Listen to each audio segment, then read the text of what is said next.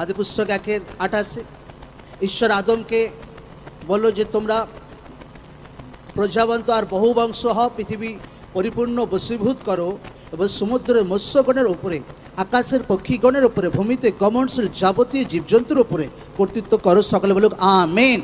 জীবিত ঈশ্বর মনুষ্যদের হাতে একটা অধিকার, একটা অথরিটি দিয়েছে হর ব্যক্তিকে একদম। বাইবেল বলছে যে ঈশ্বর আদমকে অধিকার দিয়েছিল, তো ঈশ্বরও আমাকে সেইভাবে অধিকার দিয়েছে এই দুনিয়ার উপরে, অথরিটি দিয়েছে।